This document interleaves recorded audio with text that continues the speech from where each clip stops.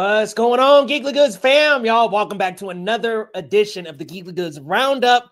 First and foremost, though, we got to shout out Laser, the Laser, man. This is his 70th Roundup. Dude, we cannot thank you enough for joining us on the Roundup for as long as you have, man. 70 episodes, bro. We absolutely appreciate you, man. Thank you so much, Laser. Dude, the show continues to get better, and you are a part of that, my friend. Thank you so much for 70 episodes of the Roundup, guys. This is the Roundup number 88, and someday soon I will start uploading these to podcast platforms. I promise. Just got to get some bandwidth, guys. Don't worry, we are getting there. Baby steps, but we will be on podcast platforms soon. If you're joining us for the first time, welcome in. This is Geekly Goods, and this is Geekly Goods Roundup, where we talk movie news every Sunday. And y'all, today we got a lot to talk about. Moana 2 hit 600 million already. Listen, I didn't predict it. I know a lot of us didn't predict that. Wow, this has just been a huge year for Disney. That plus Inside Out 2, plus Deadpool and Wolverine. I mean, if Moana 2 hits a billion, which I'm predicting it might, like if not a billion, it's going to creep right up on that edge. We're looking at the only $3 billion movies being Disney movies this year. And Snow White, we got a new trailer there, which, them dwarves, y'all, we got to talk about that. As well as Harry Potter casting news as well. But y'all, let's not wait too much longer. Let me get my co-host in here. What's going on, Lo? How are you, man? Good evening. I have a stiff neck. I slept crooked, and I can't turn my head this way, but I just popped some Tylenol. I'll be all right in a couple hours. So, what's up, man? Coming from California, it's cooling down, but my Niners got to win, so I'll take that. That's good. It's always good when your team can get a win, because man, last night my Nuggets dropped the ball to the 2-18, now 3-18 Wizards. How the hell do you lose to a 2-18 team that is on a 16-game lose streak? But then they willfully brought themselves back by winning by 30 points against the Atlanta Hawks, who the Wizards just beat as well. So I am so glad that we at least dropped. Jokic dropped damn near a 50-piece again, damn near a 60-piece last night. I'm just glad that we could throw that loss to the bargain, to the recycling bin, if you will, because that was embarrassing. So I'm glad that Jokic's back is going to be sore by the end of the season because he's carrying us, man, and it's bad. I knew it was bad though, but it's gotten to an even worse point. So the only thing that's going to solve all these problems is some trades, and I hope that we are ready. Hey, Laser, hell yeah, I am here for the War of the Rohirrim. I'm riding for it. Listen, Laser, the War of the Rohirrim. Unfortunately, I am not going to see it at a screening, but I will absolutely be having a reaction video for that one. Hope the success of turning Moana 2 from Disney Plus to film makes Disney turn Tiana's Paperman style animated Disney Plus into a fully hand-drawn animated Princess and the Frog sequel. Listen, man, I love that. I'm down. Princess and the Frog 2, Low, you down? You in? I'm down. Yeah, hell yeah. The first one. I want to ride the ride first. Huh? No, they just reskinned Splash Mountain to be Tiana's Bayou Adventure, and that's something I'm looking forward to. So listen, man, I'm in for it, bro. Hey, we got our other co-host here as well. What's going on, Ile? Muted. Hey, what's going on? Saved by the bell. Fresh out the shower. We're fresh. We're clean. Just got home from the movies, so I'm really excited. Clean. Yeah. But I'm late for good reason because I just got back from the movies and I saw something real fun. So yeah. Anyway, what'd you good see? to be here. What'd you see? Saw Solo Leveling Reawakening, which is the manhwa anime adaptation I was telling you about. That shit. So I have some great news for you. This movie, the first half is basically the TLDR of season 1. Ooh. It basically gives you a condensed version of the entirety of season 1's storyline in an hour. And it's pretty good. I'm not going to lie. It's a really, really good entry level, I guess, offering to this universe. So I really liked it. I like the concept of trying to bring in like new audience members to the theaters and like maybe even introducing people to solo leveling through this. So it was really fun. And then the last half was about almost an hour of the new season that's coming out in January. Oh shit! So really, really fun. We were there for like over 2 hours. That's why I'm like, wait, rushing home, Googling showtimes. yeah, it just came out this weekend, so it's fresh off the press, but it was really, really good. And you know what? That's a trend that anime is doing that is like catching people who are not watching the shows. Like they're just packaging 100%. things in the movies, and it works for a general audience a lot. For and sure. Anime is really its own thing, and it's just getting bigger and bigger year by year. I mean, you've got so many JJK, Solo Leveling, all these Dan, all these shows coming out that are appealing 100%. to much wider audiences now. Anime is here. And I said this, I might have said this on like one of our early shows. I was like, prediction after the superhero wave is anime and or video game. I'm not sure which one's going to end up winning that war, but it's going to be one of the two, and it's just going to keep running. I think it's animation as a whole too, as well, because we have War of, I don't know how to pronounce that last name. I don't either. How's it pronounced, Lo? We got the Lord of the Rings animated film that just came out too. I think I at least I just saw the trailer for it. Exactly. So I just saw the trailer for it in the theater, and it looks fire. That's anime though. It's technically anime still. Okay, yeah, cool. That's anime. And then you got all right. We also got a video game movie coming out in December, and Sonic, which is predicted right now to beat Mufasa. I believe it. I think Lo and I talked about it last week, actually, when we were reacting to the latest trailer. This franchise is she's sitting pretty, is what she's doing. Good. Yeah. And I saw that trailer actually before the movie, and it looked pretty good on the big screen. Lest us forget that Super Mario Brothers made $1 billion, so there is something with the video games right now. So yeah, 100%. We're salivating for like the video game big franchises. I'm like, yeah, they here. Somebody's got a question for you, Elay. I think this is misspelling here. What do you think of that idea of Tiana's Disney Plus series becoming the Princess and the Frog 2 for movie theaters? That there's no news on that. It's just we were talking about so kind of like a Moana 2 situation. Yeah, it better be better than Moana 2. That's my thing. I think regardless of whether it becomes a movie, I think it deserves to be like a theatrical release, because I think Princess and the Frog has such a wonderful fan base. Princess and the Frog has such a wonderful fan base that I think is often overlooked in I guess the Disney princess overall fandom. But yeah, I think she deserves a theatrical release if she's going to get a sequel. But I don't need this was originally written as a series, and now all of a sudden we're going to just hodgepodge it together and throw it on the big screen, throw spaghetti on the wall. But it's my opinion. I'm worried though. I'm like, I know a couple of these about to be retooled.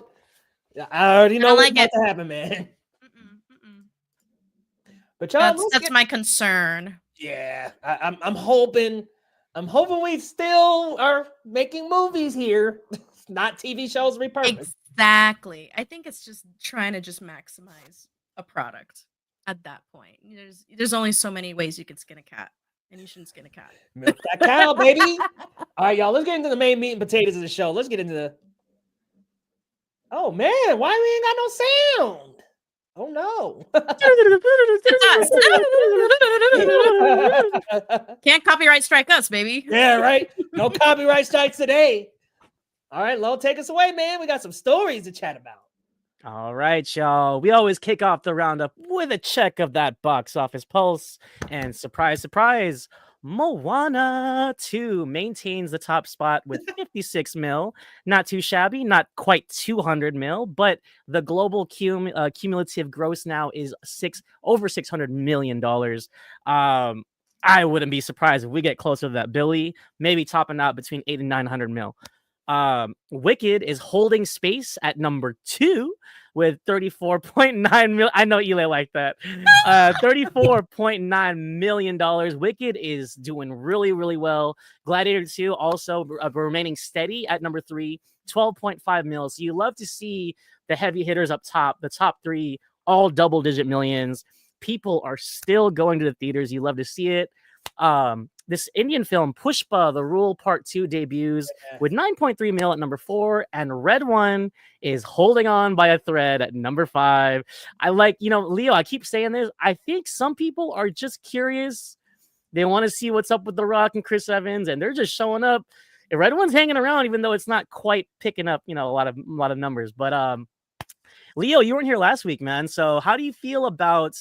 obviously Glickett is not quite Barbenheimer, but I think the 3 of them collectively, Moana, Gladiator, Wicked, the last 2 weekends have done hundreds of mils at the box office, man. Are you any surprises there? Or? I think my biggest surprise is seeing Pushpa in the top 5, which is great. I mean, we're seeing a lot of Indian, especially like Telugu films emerging.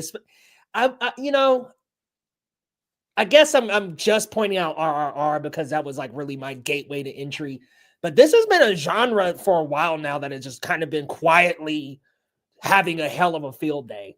There have been several movies this year that have come out of India that have done very well in the box office, top 5. And this is another one. This is a sequel to a film that was very widely acclaimed. So this is like, man, Indian cinema is killing it right now. And there's been a few I've watched. I watched RRR. I watched Bahubali, part 1 and part 2. The beginning and the end of the 2. Very good 2-part movie, to the point where I was like, damn, I'm seeing all the American influences. And I'm like, I need my man here, the director of this movie, to come do a Marvel movie or something. But yeah, Indian movies are just fantastic in their storytelling because their characters are always so heartfelt. So I can't wait to see Pushpa. Another surprise, Gladiator 2, man. Well, I guess I'm not really surprised that it's 3rd. It's rated R. It's also the least family friendly of the 3. So I guess that's not a huge surprise. Moana, though, I guess it's another one that's not a surprise, but I'm like, damn, we got Laser saying supposed to end its theatrical run, making 1.2 billion. Wow. Jesus. I guess I underestimated. I love the first Moana. I've watched it on several occasions, and I really love it. It's great. I underestimated that a sequel would do that. I did not know that she had this type of stardom. I was out of the loop. I kind of want to piggyback on the foreign film thing because I think depending on the market, especially because I'm from Northern California, the San Francisco Bay Area, and it's very affluent up here. So we actually have a lot of local theaters that are showing Indian films. There's actually a theater. There's a theater nearby showing a Filipino film, and it's in Tagalog, which is awesome because there's a really big Filipino community in the city that I live. So it's really cool to see that mixture of foreign films sneaking in, especially when people think that, it's just Marvel movies at the cinema. It's like, no, there's some variety if you know where to look. So yeah, there's plenty here. Like, I feel like this list is kind of a good reflection of like, there's a movie for everybody, 100%. Absolutely. Eli, any surprises here with our box office top 5? I think not so much a surprise for this weekend in particular, but I think the surprise for me is Moana 2 just absolutely decimating Wicked from that number 1 spot. I think it's that power. And then again, we kind of had this, I feel like we kind of had a bit of this reaction with Inside Out 2. And that like wildly successful box office run. So yeah, I think families are just clamoring to get into the movie theaters to watch something that's kid friendly. So definitely something to consider when, something for studios to consider when they're greenlighting things. But really, really good to see Wicked holding on. Really cool to see Gladiator 2 still there. And again, like you guys said, it is wonderful to see foreign film do so well. And just in general, or just international film, I think is a better term. Because it also widens people's perspectives. I think film is at its core, a window to other worlds, even in our own like real world. just a window to other cultures and perspectives. So it is so nice and refreshing to see that once again. So really fun. And Red One, again, people love to see a car crash. Yeah. I got to say something along the lines of the foreign cinema. Please, please, please, please don't be intimidated by reading subtitles. Please. I promise you, you can blaze through the subtitle and enjoy the movie just as much as you would without them. Please, please, please don't let the subtitles and reading the subtitles stop you. It's very easy to keep up with movies through reading subtitles, I promise. Please, please watch more foreign cinema. Please watch more anime, because then it widens your perspective. Like you were saying, Ile, on other cultures and how other cultures see the world in a lens that you may not have ever seen. So please, please don't let that stop you. And go crazy. Watch a Studio Ghibli movie. Watch the sub, not the dub. That's how you dip your toes. Yes. If my grandma can watch Turkish soap operas on YouTube and read the subtitles like that, I think you guys can too. Listen, I'll be watching telenovelas on the treadmill, okay? Yes, sir. I don't give a shit. Rosa de Guadalupe. Yeah. So I'm gonna say what's up to Tyler, but look, man, nobody gonna watch that Craven, bro. Let me tell y'all, y'all saw that? They put out the first 8 minutes of the movie. I'm like, they are really trying to get people. They're really trying to get people with that first 8 minutes. They're trembling. Bless Aaron Taylor Johnson's soul, because I think he's great, but that 8 minutes, like I said, I watched your reaction, Leo, and I felt very similar. Like, it didn't really do anything for me. Like, yeah, sure, like the fight was kind of cool, but it wasn't like nothing we haven't seen before, nothing spectacular. And to be honest, I don't even know what the hell was going on. He was in prison. He's hunting the bad guy. I was like, dude, I thought he's a bad guy. Like, what is happening here? Like, talking about my name is Craven. He's patting a little fur on the floor. I'm like, dog, I'm not vibing. I'm not. Hopefully it's better, but I'm not vibing. To be honest, I was gonna watch it like opening weekend. I kind of don't want to. Save your money, Lo. Save your money. Well, I have A-list, so it's not that. It's just I might save my A-list reservation for something else. Save it for Nosferatu. Yes. I'm so excited. Cannot wait. Which is phenomenal, by the way. But we do got a lot of stuff to get into, guys. So just to tie a ribbon on it, please support international film, like Leo and Ile were saying. The thing about international film too, just to kind of like really sum it up, it's like just to see a different like perspective and different style, because different cultures and different directors have different takes. So people want to complain about, oh, all we get is superhero movies and remakes. Well, watch something different. Watch an international film, and you'll be surprised how creative some of these directors are from other countries, and they're really, really good. I mean, you can just go down the list. I mean, Bong from doing Parasite. Yeah, obviously Mickey Triple R coming up too. Yeah. Oh, Mickey 17. It's not. I mean, it's not technically like in another. It's an English film, but still. Yeah, absolutely. And going back to like somebody like John Woo, go watch a classic John Woo film. You see where all of the John Wick stands get their influence from with the gun fu. You know what I mean? I'm telling you, man. Shouts out to Gladiator and Wicked, because even though they're not on top of the box office, they made both of their budgets back. They're doing really well, and I could see this continuing, at least this top three, at least until the end of the year, I think. So for sure. Sonic the Hedgehog's coming. Sonic. That's true. Hold on. What's the date on that? December 20th. Okay, so I think one more weekend. Yeah, one more weekend, Lo. I was gonna say until the 20th. I think Moana, Wicked, and Gladiator will just hold it down. So we'll see though. All right, y'all. I also watched your reaction, Leo. Disney released the full official trailer for the live action adaptation of Snow White, starring Rachel Zegler and Gal Gadot. What's interesting? Like, there's some things that I don't mind here. I think the mirror looks great. I think Snow White herself looks great. I actually don't mind Rachel Zegler. I know she has her people that aren't fond of her, but those dwarves, bro. She's in the room with us tonight. Leo, I agree with your reaction. It's like there is just something unnatural about the dwarves' faces and the way they're moving. It's like I don't think CG was the answer, and it's kind of taken me out of the movie because everything else doesn't seem too bad. I'm glad Rachel gets to sing a song. She's got great vocals. I don't know about Gal yet. She's kind of stiff. She's kind of just being pretty like she always is, but just kind of wooden with most of her... evil queen. Kind of weird, you know.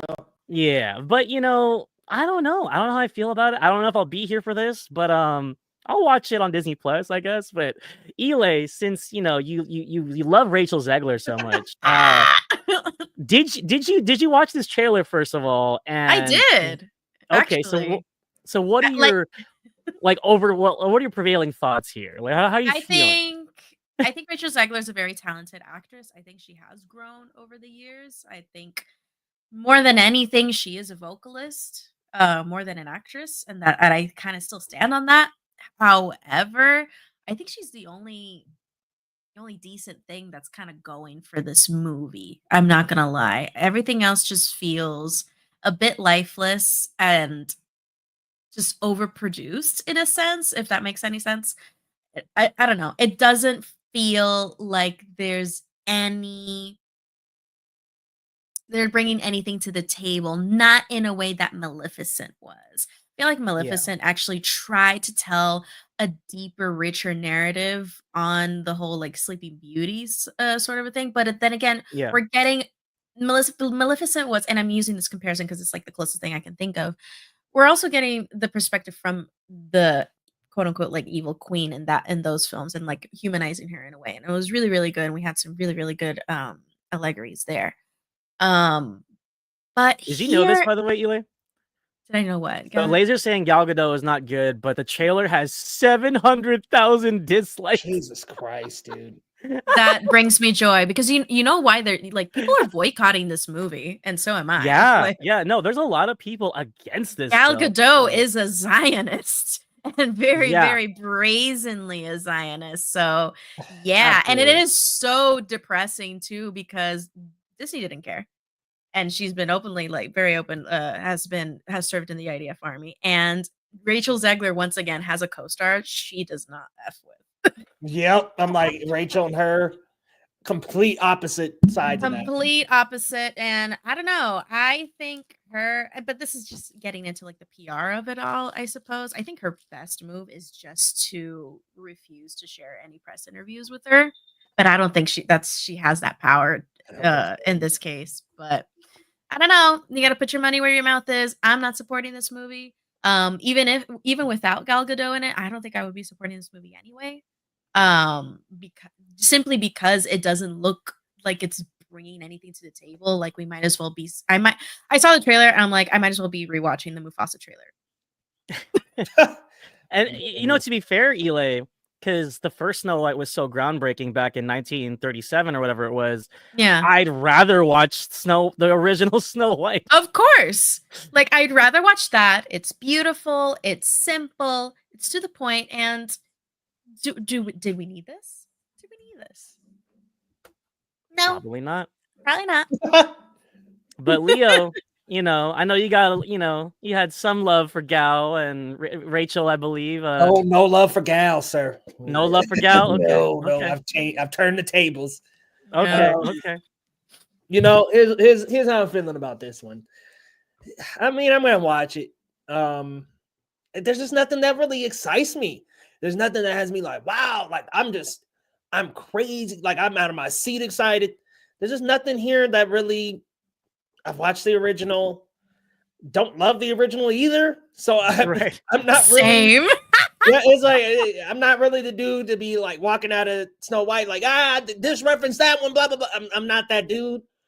Also, I do admire the things that Maleficent and Cruella did by taking it a step further with a character we didn't get enough of, and I think that's how these movies can actually be successful. I think Mufasa even is a good idea in theory, just because it's a character we just haven't seen much of. So there are movies and places that they can go without boundaries of the original lore. Here, we're doing it again. We're running it back. And I guess the good thing in this one that it has over the Moana remake is that at least this is like years and years later. This is generations later in comparison to Moana, which is 10 years. And not even that.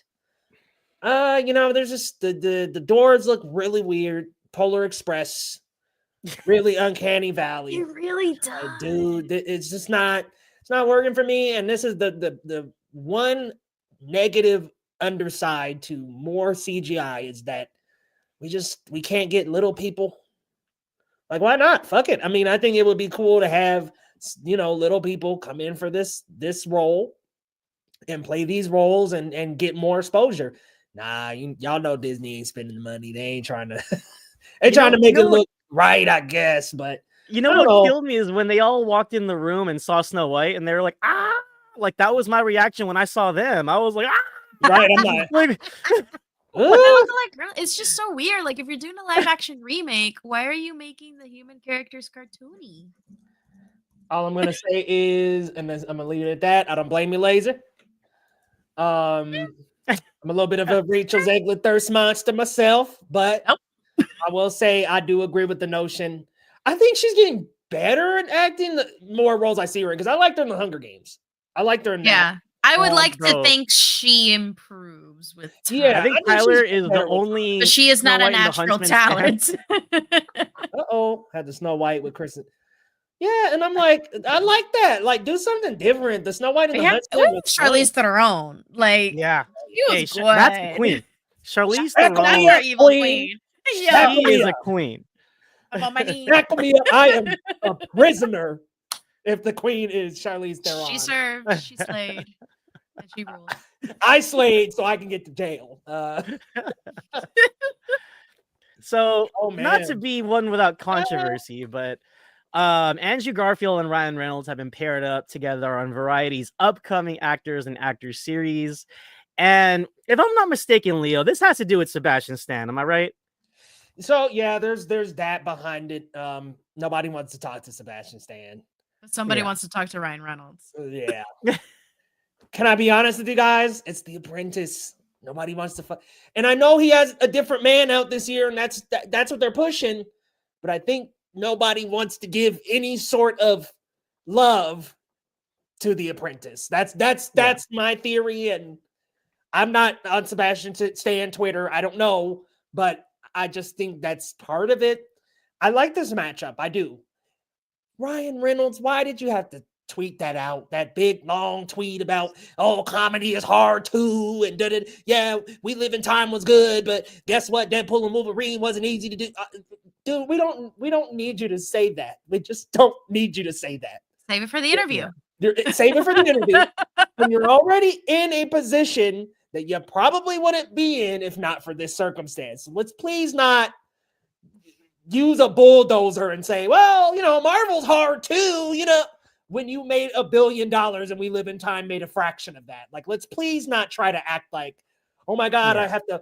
And this isn't me dismissing that movies are hard to make. There's effort to be put into. Yeah, there's, especially with this sort of comedy that Ryan Reynolds has with the Deadpool movies, where it's really fly off the handle, quick, improvised.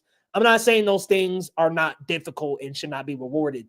But I just feel like, okay, he heard the criticism and pulled the Zachary Levi and was like, you know what, guys? It was giving insecure. It was giving insecure. Yeah, it's like, I don't need the actors to do that. I don't need y'all to be like, well, but actually, I mean, hey, what's going on, cousin Braylon? Sorry, I gotta say hey to my cousin, y'all. Okay. But yeah, I just feel like, like Ryan, you could have just not said anything. Save it for the interview, like Eli said. Save it for the interview. Yeah, that's wild. And I think the whole thing with Sebastian Stan's kind of messed up too. Because look, I get it if people don't want to watch a movie about Trump, but like Sebastian Stan himself is not Trump. He's just an actor, first of all. And second of all, like you guys are saying, he's got a different man out, which is also making its way probably in the awards circuit. I heard he's good in that. And I just think that's so bizarre. Like, because I think like he was like, so I think they were trying to get him with someone and no one wanted to, right? Is that what the story is? I think it was more. No one's agents wanted. Yeah, the agents didn't want it to happen. Yeah, they didn't want the bad press or whatever. Like, that's wild. Like, it's really concerning how no one wants to even criticize Donald Trump, because it's not like The Apprentice is painting a pretty picture. Well, yeah, I heard it paints him in a negative light, doesn't it? Yeah, let me give y'all some perspective though. Rachel Zegler said on her Instagram story, like, hey, if you voted for Trump, this, that, the other, I'm not messing with you. Blah, blah, blah. And then she had to apologize immediately and was like, take that down. And I think that's why a lot of people are like, that's the scary part. That's okay. So they just don't want to, because obviously they feel some type of way. They don't want to just slip up and say something out of passion or something like that. Okay. I think we all know from a business standpoint, all of these studios need the conservative dollar. Like at the end of the day, obviously none of us support that side, but I know that the studios need that dollar. They're like, hey, don't be saying hush hush, don't say anything bad. They need that dollar, and they don't want anything bad to be said about that side.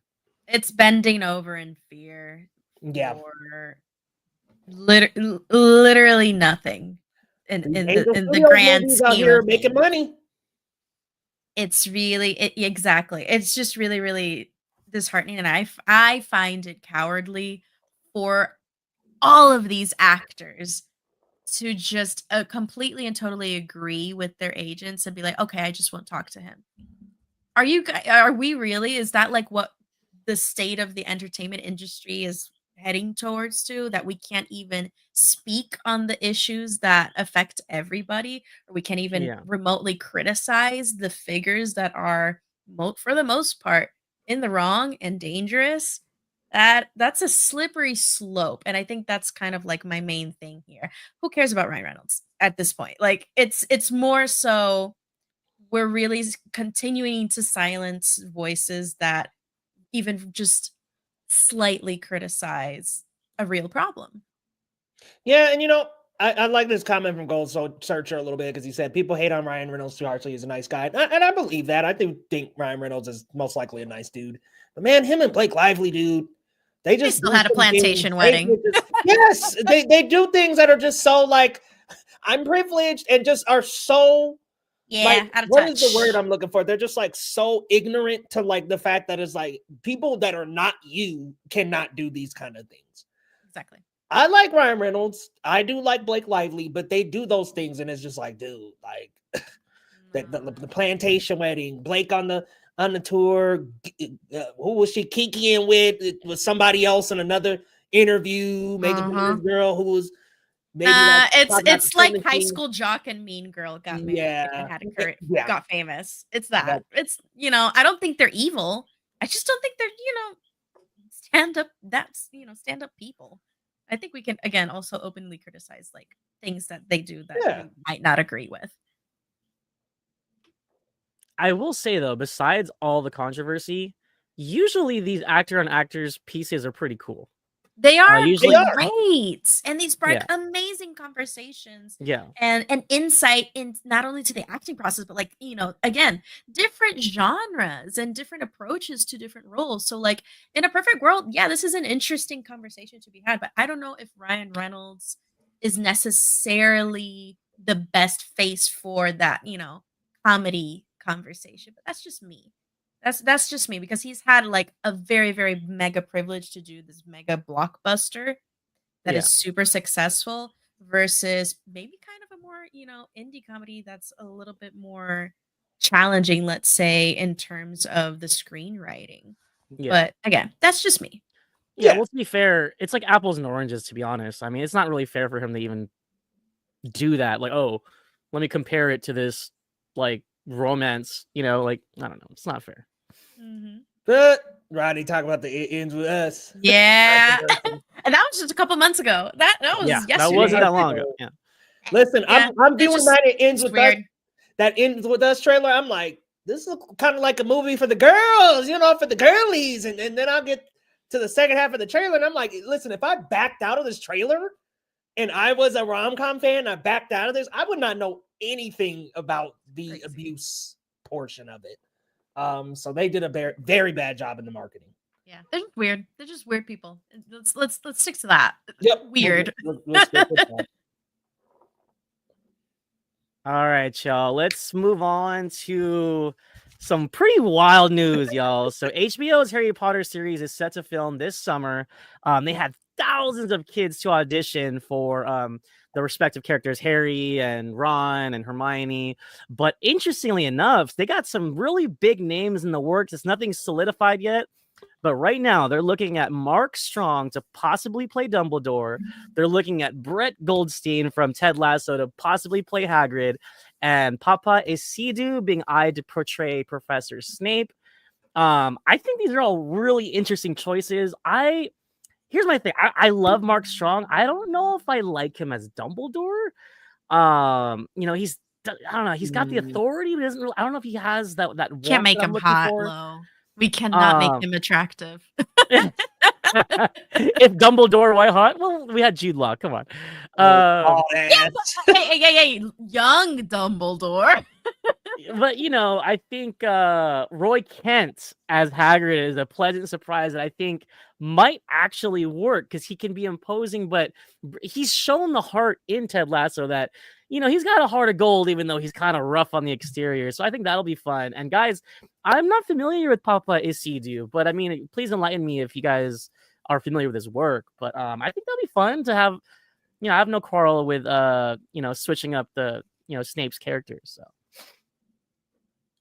Yeah, I'm gonna just say it. I'm unk now because now I'm all like, nah, man, we don't need a remake of Harry Potter. I'm sorry, we don't need no damn remake. We just don't. But I did see Rachel Weisz, a possible name for McGonagall. Now hold on, that might make me pull up. That's inspired. I'm like, hold on now. If she's gonna be Professor McGonagall, okay, maybe I'm pulling up. And then that goes back to Eli's point to where I'm like, well, damn, is McGonagall gonna be attractive? Because Rachel Weisz is. What up, Jeremy? Good to see you, man. Welcome to the chat. But yeah, I'm like, dude. Also, I need the internet to really back off this actor about being Snape. Like, really, we really got to have this conversation. Every goddamn movie, we got to have it for Lord of the Rings. We got to have it for Game of Thrones. We got to have it. Remember the fandom. Dragon audience. Remember the fandom you're talking to. House of the Dragon audience, I'm proud of you. Y'all were like, you know what? Yeah, like, hell yeah. Black people in Game of Thrones. Yeah. About the only fandom that did it. And now here we got the Harry Potter fandom.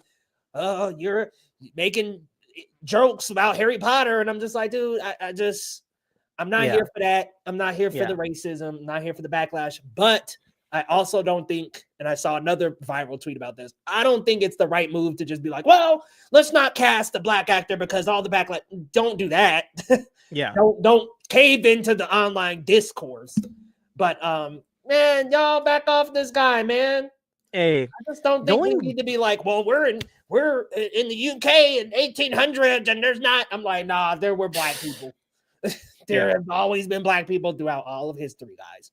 Yeah. Please. And I think going back to like Daredevil 2002, like when Michael Clark Duncan was Kingpin, which was freaking awesome. It's like, my thing is like, if the actor is good, that's all that matters. If they can portray the spirit of the character, to me, that's awesome. Like Idris Elba as what's his name in Thor? Because that was what's his name? Heimdall, yeah. Heimdall. I love that. And it's like he played it so well, and it's like, okay, whatever. Heimdall's supposed to be white. It's like, I don't know. I just feel like if the character is good, the actor is good, what's the big deal? But yeah. Also, yeah, I don't know how I feel about supporting the Potter series at this point. I agree with that. He's got a lot of say in this, and I'm like, ooh. Well, that's because Max stood by her, and they stood by J.K. Rowling. I'm like, okay, you guys have made your point abundantly clear. Not gonna happen for me, guys. Also, guys, let's not forget, WB did distribute the entire Harry Potter series. They're only looking at dollar signs. So exactly. No, it's a cash grab. It's a for sure. Super huge cash grab. They're yassifying the characters. We might as well have made an anime, guys, if you guys wanted something hot. Yo, for real. I mean, honestly, make any of this shit anime, and it's on a Kraken, bro.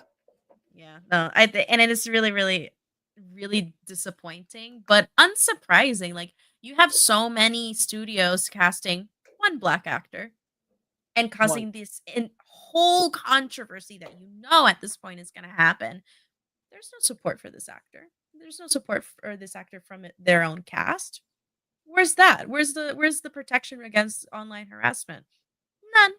So why bother? Like, why are we gonna also at the same time subject a person to this kind of harassment. Right. It's just wild. It's wild. I'm not saying don't cast like Black actors in like IP, but if you're gonna do it, at least defend them. Right. But again, look at the studio we're talking about.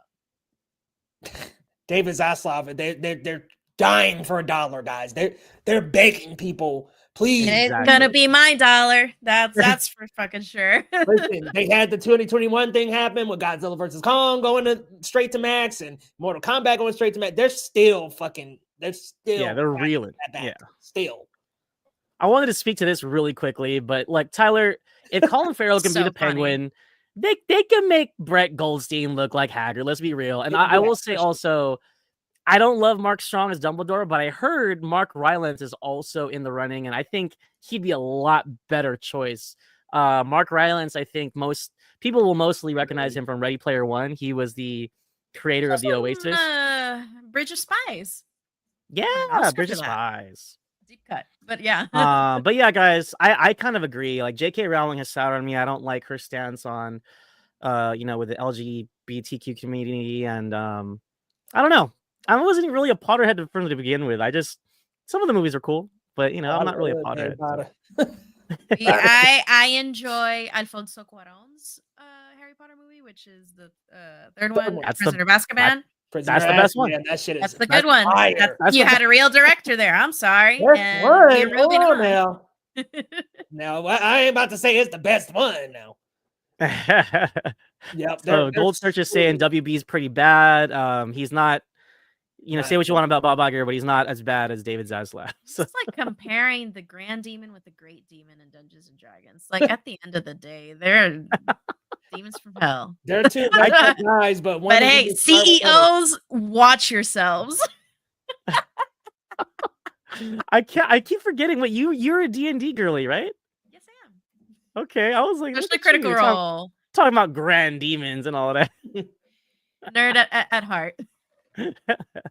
All right, y'all. Let's switch it up, guys, because I'm a huge horror fan, as you can tell.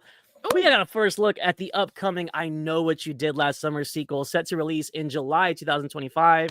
Jennifer Love Hewitt and Freddie Prinze Jr. will reprise their roles. So I feel like we are definitely in the vein of Scream 5. It's like reboot / continuation, legacy characters, and I think they're obviously going to probably introduce some new teens to get slashed up with the old fisherman hook. So here, I'm gonna just say right now, guys, I am an I Know What You Did Last Summer defender. It was one of those movies I saw when I was young, and after Scream, I was like, I wanted more, and that gave it to me. Had some really good jump scares. I love Sarah Michelle Gellar. Justice for Helen, because I thought she would have been a great final girl, but whatever. Jennifer Love Hewitt's cool, but I was rooting for Helen. I'm kind of here for this, guys. I don't know. I mean, like, especially because Scream did what they did. I would love to dive back into this world and have fun with it, as long as the mystery's good and the scares are good. Leo, are you a fan of I Know What You Did Last Summer? I'm gonna say is Sarah Michelle Gellar. Wow. I don't know, guys. I don't know that I'm really just like, out of my seat for this one. This is just a horror franchise I'm just not very versed in, not very well versed. Seen it once. I enjoyed it. I thought it was really good. I'm here for it, I guess. I just don't really have much to say, to be honest. Your enthusiasm much to add. It's just jumping out of you, man. I'm at like a solid 6 out of 10. Okay, that's fair. That's fair. How about you, Eli? Were you a fan of this franchise? My mom was a fan, and she introduced it to me. I think I saw the first two. I saw I Know What You Did Last Summer, way too young, and then the second one, which was I Still Know What You Did Last Summer. I'm pretty sure. Yeah, I ain't even seen that one. They're fun. I don't feel like the story was as long lasting in my memory banks as say other movies like The Grudge or Scream, etc. But I think it is interesting. I do like the offering and the alternative, let's say the vegan alternative to Scream in theaters, because at this point, again, horror is a wonderful genre. We don't get as many slashers as we possibly could. I think this year was still pretty good for slashers. But yeah, I think this is this is an opportunity to make something really fun. Yeah. And it's not like we're getting new Friday the 13th anytime soon. So I think this is Right. a fun little fun vegan alternative. Don't know why it's vegan, but it's just like the one you don't really think about much, but it's there. Kind of like vegans it's are on the taking cherries right now, Eli? I don't know. It's just Shots you go fired. to the supermarket and you have the real milk and then you have the vegan milk over here and you're like, it's there. You can sometimes buy it, but you're not reaching for it every time. So I get it. Yeah. I will say I don't stand for the sequel. The sequel's actually pretty bad, but it's so bad it's fun to watch. Yeah. Jack Black's a Rastafarian with dreadlocks. Oh no. Yeah, Mekhi Phifer's in it. Straight to DVD. I'm not gonna lie, I love Mekhi Phifer. Brandy was in it. She kind of replaced Sarah Michelle Gellar. Not quite as good, but Brandy's cool. But yeah, that one was a little bit of a step down. So, but we'll see. I'm not familiar with the director. Jen, at least I think it's a girl, Jean Karen Robinson. We'll see. And I just hope that the mystery lives up to the original, because I think that was my favorite thing about it, was like them thinking they killed someone and then someone sending them the notes like, oh, I know what you did last summer. I thought that was really interesting, and they really played with it, because in the original film they were pointing fingers at each other. They were pointing fingers at the guy from Big Bang Theory. What's his name? Oh my god, yeah. Holy cow. Yeah, because he was the bully in that movie. He was the bully, and then all of a sudden he's a nerd now. But yeah. Wow, that's a memory unlocked. I'm telling Deep you. cut. I saw this way too young. I really And then did. Sarah Michelle Gellar's older sister was Sonya Blade in the original Mortal Kombat. And Billy Madison. Shit. Yeah. So anyways, obviously I like that movie. But, yeah. Leo's like, yeah, you like it a little bit. Oh no. Tyler's saying she co-wrote Thor: Love and Thunder, which I don't think is as bad as people want to say. I mean, Dark maybe World she wrote the good parts. I'm just gonna say Dark World. Maybe she wrote the good parts. Dark World exists, y'all. I know. It could always be worse. You're so right, I need to revisit Love and Thunder, but all I will say is it was definitely a little bit of a letdown. So I'm gonna just say this about Lord Love and Thunder. Natalie Portman's Love and Thunder. I was getting down. Okay. Mm-hmm. I think Love and Thunder is just a third act, man. It does crumble, and it doesn't have enough Christian crumbles. Yeah, and I think bestowing someone with the Thor powers to that extent was just a little bit like, really, all the kids are Thor now. I don't know. So I kind of fuck with that part. You like that part? Okay, I don't know. I was like, you can. It's just like Spider-Verse. You can be Thor too. You know what I mean? I kind of like that. I kind of fuck with that. Yeah. All right. I just didn't like that Thor became a glorified babysitter at the end. I'm like, come on, really? Yeah. All right, y'all. And to close it out, DC Studios CEO James Gunn says he contemplated bringing in Robert Pattinson into the upcoming DCU. Ultimately, they decided not to. He ultimately decided that he wanted the Batman Matt Reeves universe to be Elseworlds, as they had already stated. And as a Matt Reeves fan and as a fan of Robert Pattinson's Batman, I kind of like this. Yeah. Not to say that they can't smart move. Yeah, not to say they can't mix it too, but I'm really excited to see what James Gunn does with Superman, but I would like it to be its own thing. Let Matt Reeves cook on his own, because I think he already has something going over there. I wouldn't want to mix these two worlds. It sounds like you guys kind of more or less agree. I can play devil's advocate. Oh, okay. James Gunn. Listen, I really like the first 2 episodes of Creature Commandos. Very good, very fun, very Suicide Squad-esque. And I don't know, there's like complaints about that. I'm like, dude, it's an animated show. It's 7 episodes. I'll take it. We need 1 W before we can start saying all this stuff. And listen, here's the thing. The general public is not going to know the difference. So I do hope this strategy is going to be let Matt Reeves' Batman take its run, let it have its stride, and then the main DCU can focus on Superman stuff and then they can have a Batman. Because I just think if we have Batman in the DCU, look at me fucking around, Batman in the DCU, Batman outside of the general public is gonna be like, well, what the hell? I thought it was Robert Pattinson. What happened? That's true. I really hope the plan is let the Robert Pattinson let that Robert Pattinson Batman finish its course, then introduce a new Batman into. I hope so too. For sure. And it would only make sense because I don't see Matt Reeves doing more than 3, right? I mean, he had his Apes trilogy, and I think he'll do 3. And then like with little spin-offs in between. Yeah, I think that would be serviceable. Have a Catwoman show and then do a 3rd one and then wrap it up. I was gonna say, did that Arkham series get canceled? Because I know I think that one hit the back burner because it's kind of like we had Penguin. Do we really want to do? And they had Gotham, that show. Yeah, they were supposed to do like Gotham PD, like a cop show or whatever. Well, and then they already had Gotham happen. So I'm like, well, we don't need 2 Gothams. Like that Gotham OG show, man. What a fumble, man. The first season was great. Fish Mooney was awesome. Into it. Yeah, man, I was into it, but it kind of got lost in the sauce after they started really introducing all of the villains and stuff. It just started getting too crazy, man. It's a bit silly. Yeah, a little bit. Goofy for its own good. Exactly. But Eli, your thoughts on possibly combining the 2? Should we leave them separate?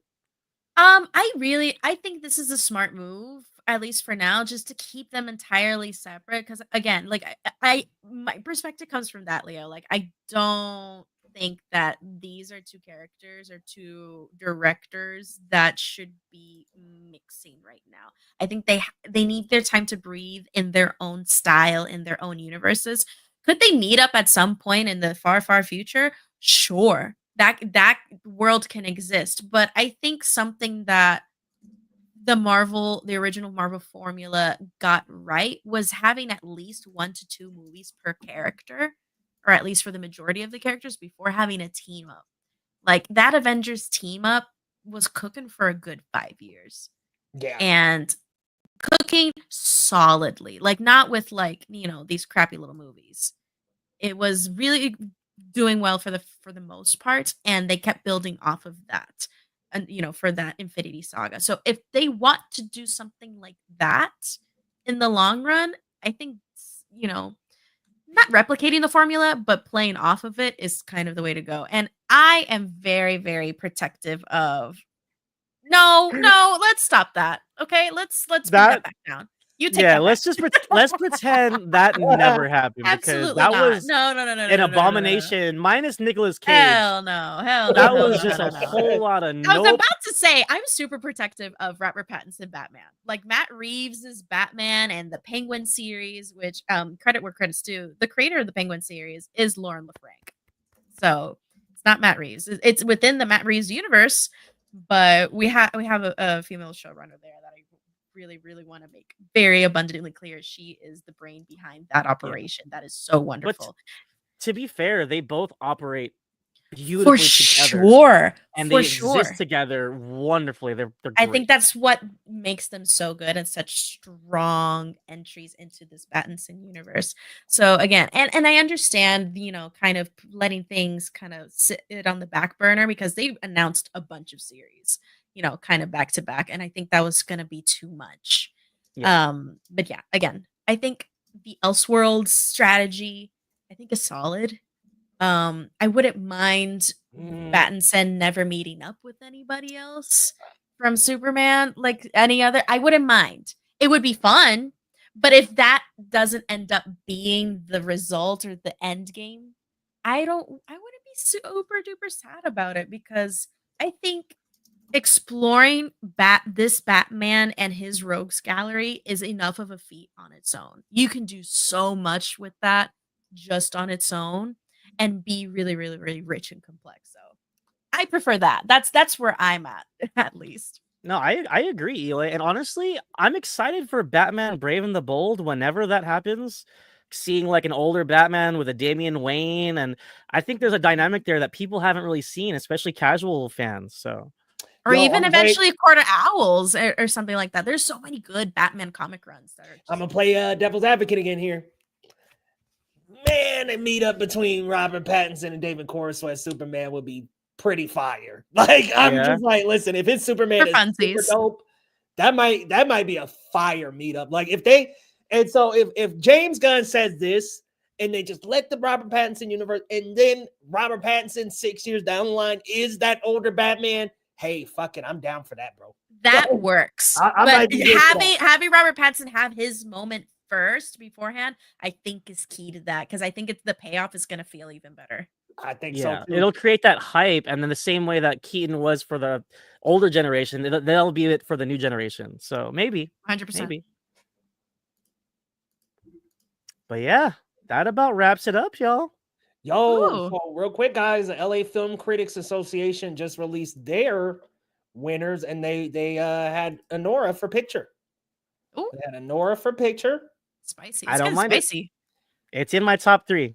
I'm still Sing Sing, maybe Wicked, Dune Part 2, and Anora all up in there. Top 4. I got to catch up on a lot of these. Mikey Madison. The theatrical release here has been super messed up. Mikey Madison also got the best lead performance. Same with Marianne Jean Baptiste from Hard Truths. Mm-hmm. Yeah, animation flow, and the runner-up is called Chicken for Linda. Never even heard of it. I actually just found a for your consideration email for Flow recently. So nice. I'm excited to watch it. So good. But yeah, they released the winners, and yeah, we're award season around the corner, y'all. Hey, I'm here for the fur babies, so I hope they're okay. They were going through some stuff in the trailer I saw. Oh man. You talking about Flo? Yeah, I'm talking about Flo. Yeah, those poor little animals, man. Dude, I was like, oh, this movie's gonna wreck me. I know it. Like, recently, last night, I just watched Memoir of a Snail. That movie wrecked the fuck out of me at the end. Okay. I heard that is not a kid's movie, right? That's like no. Lord. There's like a lot of death. It deals with a lot of like death. I'm like, yeah, maybe not for the kiddos, Memoir for a Snail. Definitely gonna have to check. Yeah, really good. It's possibly going to be in that animation lineup, but we'll see. Let's go around the horn, y'all, and let's tell the people where we can find you and what you got coming up. Starting with Elay. Oh my gosh. You can find me on Instagram, Twitter, and Letterboxd at Captain Melendez. You can also find me over at PR Critics we have this podcast on Spotify, Puerto Rico Critics Association, and we are on Twitter and Instagram at PR Critics. I already said that, and check them out. And we'll also here. You can find me here every Sunday. Yeah, go check them out, y'all. PR Critics Association. Yes, sir. So things cooking up. Everyone got those for your consideration emails, and woo! I'm excited. I'm excited for our awards coming up in January. And Lo, what you got cooking down there, man? Where can the people find you? Y'all can follow me on Twitter and Letterboxd at Marcellus Durden. I'm a proud critic and editor for the Cinema Spot. Follow us on all socials at the Cinema Spot. Check out the latest in film and TV reviews at thecinemaspot.com. We got a review for Anora, Arcane, the series. I just did my Terrifier 3 review after like 2 months. It's not even Halloween anymore, but it's technically a Christmas slasher. So if you haven't seen Terrifier 3, it's available digitally, and you can read my review at thecinemaspot.com. Last thing before I go, my son created this lovely Golden Titan speaker man from Roblox. If you guys play Roblox, specifically Toilet Tower Defense, this is a very supreme, elite, OP character that he brought to life. Shouts out Shala James. That's awesome, I'm dude. Gonna cry. That's so precious. That's so incredible. Got a little art. He's a really good artist. And yeah. The detail and yeah, he's chef's kiss. That was great, man. That looks good, bro. You a little artist, bro. Yeah, I'm really excited. I keep so telling sweet. him, I'm like, dude, just keep drawing, just whatever you could think of, just. That's precious. I love that. Look. Yeah, Braylon. 49. Bang, bang, baby. Bang, bang. Yep, we had a San Francisco team win today. We had a Denver team win today. It's good in here. It's good. But, good vibes. Braylon, are you a Warriors fan? Golden State? Because couldn't quite beat the Nuggets, could you? Sorry, I had to drop it. Hey, you know what? Hey, we put up a fight, missing one of our all-stars. It is what it is, man. It is what it is. Oh, here come Tyler. It's a gold on gold crime. Hey, Tyler always be sniping us from hella far away, like. Oh, he a Lakers fan. Well, hey, they have their own problems, man. They're getting whooped by like 30 by the Heat, and LeBron out here laying houses, man. Loves that pick a struggle. Yo, no, hey, LeBron looks like he's kind of just like walking through the motions. Like, listen, man, he laying houses out here with these end of game bricks that he just can't make happen. Yikes! I think he's 0 for 12 on them end of game bricks. I'm like, yikes! Yeah, and also I'm saying, I think maybe he lost his fire. Maybe he just lost his step. Maybe, I mean, he's getting older. So. Those Paris Olympics really got him tired, huh? Every goat gets old, bro. And I'm not trying to say that. I'm not trying to be, ageist. Every goat goes to pasture. But yeah, it's just kind of like, they just get bad. Swish. Hey, Eli, that was the hell yeah. She's a professional. Oh, this is why we have you. That's what I'm good for, guys. I'm here every week. Hey, y'all, speaking of weeks, next week, come on back the same time, same place, y'all. 6 p.m. PT. I almost said 7 PT because I'm using the old time, but the new time is 6 p.m. PT, guys. I know we got Braylon in here, Laser in here. That's probably going to work a lot more for y'all, but we decided to move it back an hour. So we are here 6 p.m. PT now every Sunday.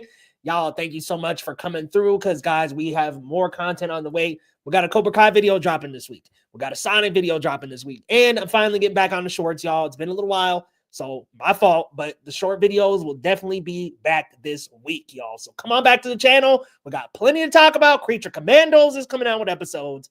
We've also got the Lord of the Rings one, we're going to wait on that one, y'all. But we've got more movies on the way. So, y'all, come on back to the channel. And, hey, if you're new, hit that subscribe button. What you doing? Hit subscribe, and we'll see you next time on Geekly Goods.